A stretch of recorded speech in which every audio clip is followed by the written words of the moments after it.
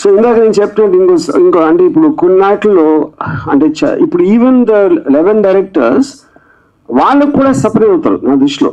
ఎందుకంటే వాళ్ళు తీసింది వాళ్ళు ఎంతో ఆలోచించి ఇది బెస్ట్ అనుకున్నప్పుడు వేరే వాళ్ళకి చూసినప్పుడు even I think they will be surprise.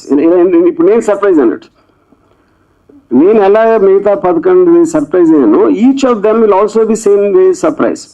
They might still like what they shot the first, అది okay, that is okay. But already నేను 2-3 కలిసాను and they actually like the other film better.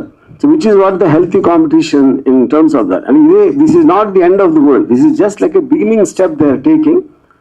And with more experience, you will start more and more realizing. This second point ఏంటంటే ఇప్పుడు చాలా 400 పైన submissions లో if I had